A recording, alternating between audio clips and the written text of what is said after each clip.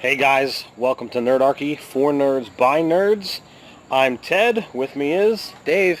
and today we're going to talk about feats. So feats, and more specifically 5th edition Dungeons and Dragons feats. Okay. So the feat first came about in 3.0, 3rd edition, which came out, in like 2000?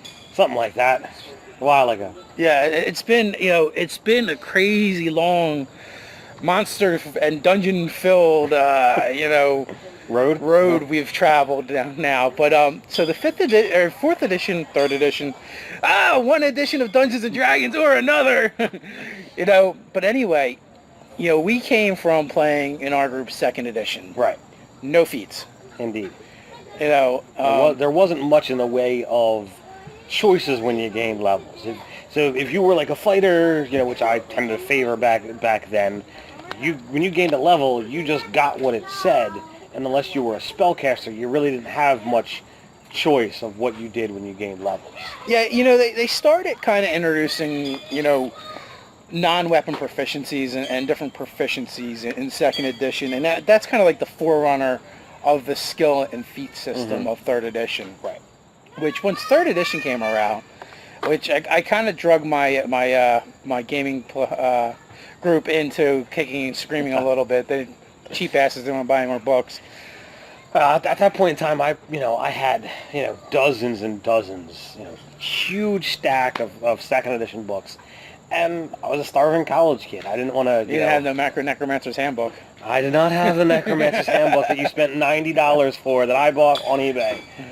But I didn't want to go into another series of books, and there was what about this and what about that? A lot of people we spoke with, they liked the 3rd edition, and they were happy about it. And once we sat down and started playing, we saw the advantages, and we really liked it.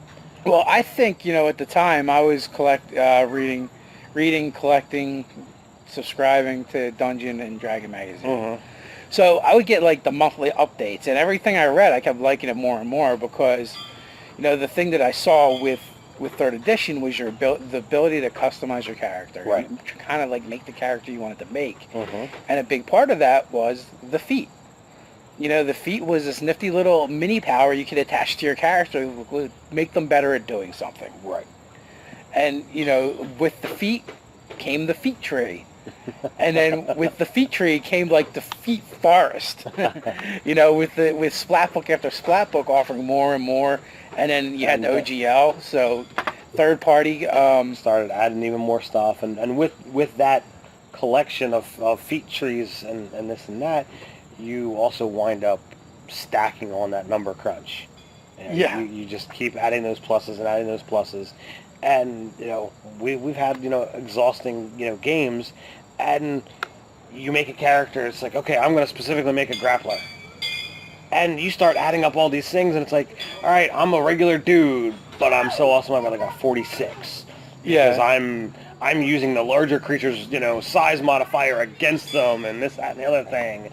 And it got to a point where it's like, unless you've got like a math degree, it's hard to follow everything. Well, and not only that, each feat, they added a little piece to your character, but that was just it. It was just a little piece.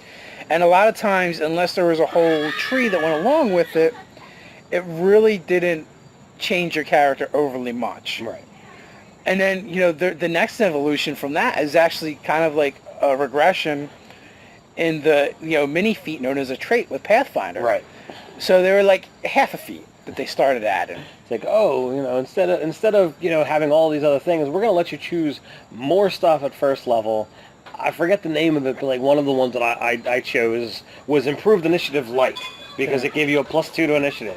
I made a first level rogue who had a fairly decent dex score, but had a +9 to initiative. He was guaranteed to, be going first to get that sneak off, and it was crazy. Most of the time. Well, and then, with 4th edition, we really didn't dabble a whole lot. It had feats in it. I think you didn't get the feats quite as much in 4th edition as you did in 3rd edition. And with 4th again, we didn't have as much playtime as we did with other editions, but like there weren't they didn't have the open gaming license, and they weren't, so there wasn't as many options, and the feat trees didn't have the time frame to get as huge. Right. It was shorter lived. Right. So you guys, if you want to weigh in on 4th edition in the comments, I mean, we're noobs when it comes to 4th, to be honest with you. We played off and on for maybe 8 months.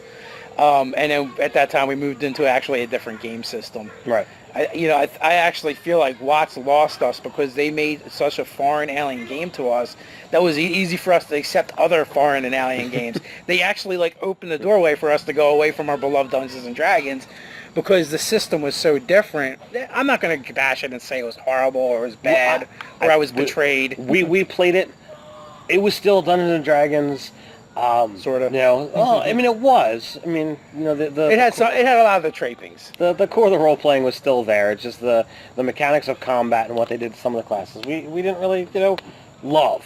I'm not gonna say we didn't like it. We just didn't love it. So we tried something else, and we loved it. But now we're back with 5th edition. We got 5th edition, and the feats in 5th, they're not your typical. Oh, here's a little bit of this. It's a, what did you say? It's like a game changer? Well, here's I think this is a direct quote from Mike Mearls. I could be screwing it up. But he says, if you play at the table with someone for a session, you should be able to tell that they have a feat. Something should have intrinsically changed about their characters that makes it evident. And this is what you told me, and I'm like, okay, that sounds cool. And if you watch some of our other videos where we're talking about 5th edition, I'm like, oh, I'm excited to play this and I'm excited to play that. I'm digging on the elf. I love the fact that he gets a cantrip and he can cast this and have fun with it. Well, that being said, too, most of those videos were pre-PHB. Yeah, so now we actually have the PHB. We're not just going off the starter rules. And, feats is an optional rule as it's introduced that we'll use. So we'll probably use all the optional rules. We like options. So when it's like, oh, well, the feats are supposed to be present in the game. You're not going to have a feat that's only going to come up in certain situations, which I like that idea. And, some of the stuff with the basic 5th edition rules, it gives starting characters pretty much access to a lot of the old feats. Spring attack, quick draw, and there's probably a handful of others, I just don't remember them all, that every single character can use those abilities, and I love it. But so when you actually get down to the core, and I finally read the section on feats, I was blown away. And there's a couple that I think you were throwing things around like game breaking, overpowered. This is ridiculous. All right. Let's go for my opinion. Out of the 42 feats that this book represents or presents, 13 of them actually give you a stat bump with it. So instead of a stat bump, you get a stat bump in something else if you take the feat. Okay, well, if you're choosing let me go strength or dex, you might as well pick some of the other things because you're going to get that anyway. And there's something for pretty much every stat in there, and at minimum there's still resilient, which gives you a stat bump. Pick your stat. Pick your stat, and you're now proficient in the thing. But the number one, I don't want to say broken, but uber powerful feat that's in here is Heavy Armor Master. Utterly crazy if you take it as a first level character, which is the only way you can do it is if you're human using the optional rule or using the variant human. And being a cleric or a fighter. You got to, or maybe a paladin too. I don't know whether paladins get heavy armor. Feel free to chime in on the comments. But I know fighter gets it, and if you're a cleric with certain domains, you can get it. Now, that's it. What it does is if you're wearing heavy armor, and you're attacked with a non-magical slashing, piercing, or bludgeoning weapon, you take 3 less damage. So for your 3rd edition rules, it's DR3 for non-magic. Now, some DMs are going to totally power game that and say, well, I can attack you with creatures because, that they're using claws, not non-magical weapons. But, it still does a damage type, so I wouldn't say that would apply. Well, there's people who out there who are gonna make that. But even against that, you've got a horde of straight out of the Monster Manual commoners wielding D4 clubs or D4 daggers, and you're just gonna mow through them. I rolled through. I made a first level human fighter. It took the defense path, picked up a shield. He's rocking a 19 armor class with DR3 at first level. Yeah, not bad. And with 5th edition having the geared lower armor classes, 19 AC with DR3, that's going to be able to mow through most things at a CR1. Well, okay, maybe. But that being said, I've played 2 sessions and almost died in both. so in my first session, I got basically gang raped by a bunch of cultists. And in my second session, I got credit by a skeleton. And I was down 3. It did another 11 points of damage or 14 points of damage to me. That's 17. My max hit points was 11. The only thing that kept me standing was the fact that I was a half-orc and I had relentless endurance, which, because it didn't outright kill me, it only almost outright killed me.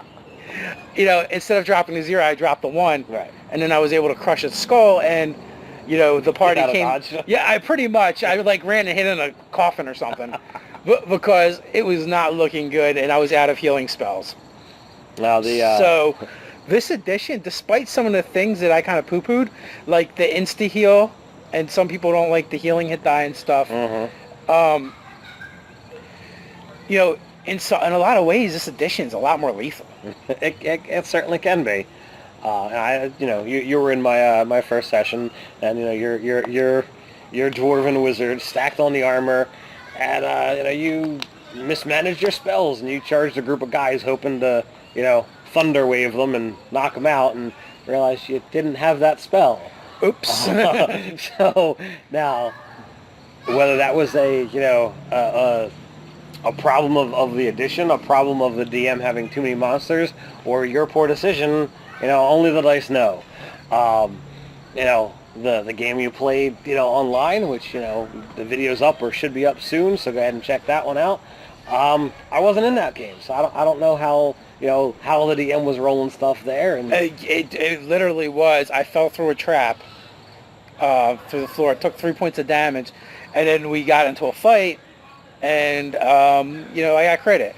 So it really, it was luck. I mean, and that's part of the game, and that's how it happens sometimes. But that being said, so I don't find any of the feats, even though they can be strong, I don't particularly find them all that breaking, because if you take 14 points of damage and you take 3 off of it, it still hurts a lot. Well, that's very true, but I think I mean, my armor class wasn't as good as yours. I only have an 18. But and again, it was a crit, so I was a 20. So right. It doesn't matter. So I think with that one particular feat, I think at first level it really has the ability to give that character a significantly higher survivability rate. It does, but I would like to point out another feat at first level that I was going over. It doesn't give you a stat bump though. Well, yeah, this one does not. The Heavy Armor Master does not give you a stat bump. Oh, that one doesn't either? It doesn't, no. But which one do you have? I like the healer one. It's, what is it called? It's just called healer. Oh, there we go. I'll read it to you. You are an able physician, allowing you to mend wounds quickly and get your allies back on their feet.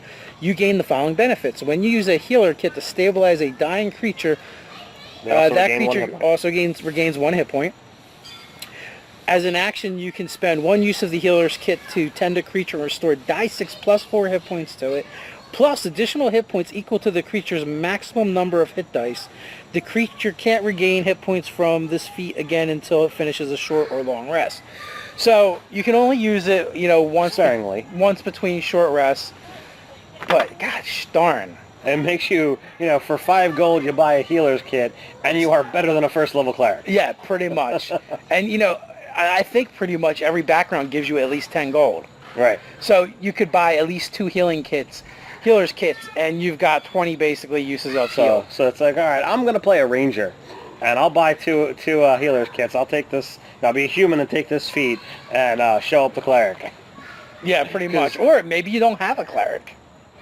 This is an awesome substitute at low levels.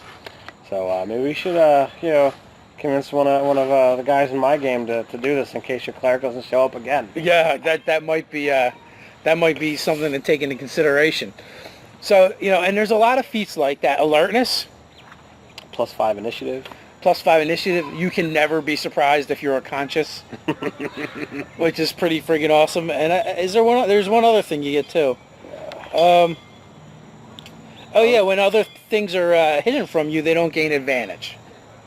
So all of these feats completely change the dynamic of your character. If they don't straight up give you a stat bonus, then they pretty much change the dynamic of your character. Right. The ones that give a stat bonus, they add more flavor than straight up abilities or power. Mm-hmm. Like Brawler a Tavern Brawler is a good example of one, where it gives you a bonus to either con or strength. And your punches are a die 4 as opposed to a die 3. Yeah, so like everything it gives you is suboptimal compared to actually attacking with spells or weapons. So, but if you're gonna if you're gonna take the bonus, to strength or con, there really is no reason why you shouldn't take this unless for some reason you're gonna take heavy armor instead, or whatever you're gonna take. I just like there's just so many things that if you're looking for a stat bump, find a feat that's gonna allow you to get something else with it. Do you have a favorite thing about the feats? Or a thing, or something you dislike about the feats? There's nothing I dislike about them. You don't think they ruin the game or they're going to break it? No, I mean, if you look at what's there, like I said, there's only 42 feat options, and every person has a playing style that they prefer. There's some people out there, they run the gamut. Other people tend to focus on a couple of classes. I'm one of them. I'm a melee guy, and I'm a faith guy. Give me a druid or a cleric or some kind of fightery thing.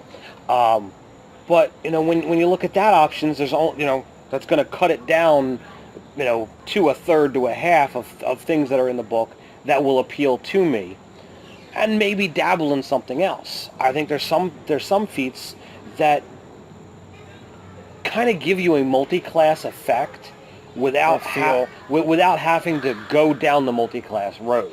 You could take healer, and yes, it requires the gold investment to be able to heal as good as a first level cleric, or better than a first level cleric. But if you're stacking on those healer's kits, you're going to be able to take care of your party without having a cleric. Magic Initiate gives you 2 cantrips and a first level spell from a spellcasting list of your choice. So you can dabble in any spellcasting class that you want with a single feat and give you some of the multi-class effect of any of them without having to walk down that path. And I think that is probably the best aspect of the actual feat system. You got healer, get you cleric. You got Magic Initiate, can give you druid, could give you mage, wizard, any of them really. I'm a fighter and I'm going to dabble in cleric now. And then at 4th level I'll take healer's kit, and now I've got cleric spells and this to really put the party back together. So with all that being said, like I agree. I like it. I don't find anything's going to break the game or ruin the game. I think it really just adds another dynamic. And for the most part, I think the most important thing that feats do for this game is if you use a variant human, it goes, okay, you know what, you're going to get a lot of players that want to play human now. I've heard people say, well, people don't play humans because they're weaker and, people are just power gaming. I don't play human because it's boring. My 13-year-old son that I'm just getting into the game doesn't want to play a human because it's boring. It has nothing to do with what they get or don't get. But when you add the mechanics of the variant where you're getting, 2+1s to any ability you or any 2 abilities you want, you're gaining another proficiency, Uh-huh. you're gaining a feat. Well, now this is a very attractive choice for players. Yep. Now they want to play human because they're power gaming. They're power gaming. Right? It's the complete And opposite. I will hands down admit that very frequently when I make characters, I try to power game. I try to get the most out of it. And I've said in earlier videos, second edition, I was all about the elf. At least 50% of my characters in second edition were elven of some sort or another, and it took something, bigger, badder, whatever, to make me go in another direction. And when third edition happened, where you got the extra skill point and the feat at first level, it's like, I gotta play a human, and I went away from it. And when we did our initial 5th edition review, I said, it looks like I'm back to elves. I'm high on high elves. I'm back to elves because, they get pretty much everything that I would expect them to get. They got their proficiencies, they got the extra language, they got a cantrip, and I was enamored because the cantrips are pretty powerful in 5th edition. But that was before I got the full read of this thing. And then I read the feats and the possibilities and that the open up humans before that your are eyes. only humans are able to get the get the feat at first level. So I wound up saying, all right, let me again, I'm a cleric fan, so I sat down and said, all right, let me make a human cleric with the knowledge domain because he's going to be worshiping magic type of scenario. And I start rolling this character up, and well, there's no real rolling. We did the set points, the 15, 14, 13, 12, 10, 8. And I start rolling or making this guy, and I was just so impressed by the amount of options that this guy had. The knowledge domain, human, cleric, I wound up with 6 languages, 7 proficiencies, could cast his 2 first level cleric spells and a first level wizard spell, and I had 5 cantrips. The amount of options that puts out for that character is just crazy. And just being a cleric, meaning for your first level casting, you have a ton of spells you can choose from. You only get to choose twice, but you got a ton of choices. So yeah, and that's what I like about the feats, is the way they really do change and flavor your characters. If you want to play a human 2-weapon fighting fighter, you're going to look way different than any other 2-weapon fighter in the game. Because you take dual wielding and boom, I'm busting out 2 longswords. And no one else can do that. And no one else can do that until they get dual wielding. And you combine that with the fact that the fighter can take the 2-weapon style, and he gets his strength bonus on the offhand. Yep. It's pretty impressive. So it goes back to what that guy was saying, is that when you take a feat, the people around the table are going to know that guy's got something special. Yeah, oh shit, he's fighting with 2 battle axes. Nobody fights with 2 battle axes. That's crazy. Like in your campaign, I've got my dwarf kind of mapped out. Mm-hmm. I plan on taking, 3 levels of fighter, and everything else is going to be wizard. Mm-hmm. But at 4th level, I'm taking warcaster and heavy armor proficiency. My 2nd level is in fighter, which gives me proficiency in shield and light and medium armor, but not heavy armor. Right. Which is fine. I know guys, like, the rules, and you're like, you should have went first level fighter. For the love of God, he's an idiot. But, I'm a wizard that likes to fight. I'm not a fighter that likes to cast spells. Right. And that's my character concept, and I wanted him to be a wizard from the beginning. And because of the things you get from being a dwarf and being a mountain dwarf subrace, it really gave me that fightery feel. And now I'm going to get the rest of it through feats, which is fine because I have a 15 strength, and when I take my heavy armor proficiency, it'll bump it to a 16. Right. And then, the warcaster is really cool because then I can have my axe and my shield in my hand and still cast spells without a problem. Or, I can even, cast spells as an attack of opportunity instead of swinging the axe, which is also kind of cool. Right. So I like the options. I don't know where I'll go with them in the future with the feats, but I do know that I really enjoy the flavor that feats add to the characters. And I think they look good, and I've only run one session. I've only been in one session. I'm looking forward to get a chance to playing in the eventual future. But looking at what's here, there's nothing that's broken. I think the heavy armor master, it's powerful at first level. Some DMs might say it's too powerful. Only time will tell, through actually playing, when or if I get to ever play that guy. But the impact is there. When a person takes a feat, they're going to know it.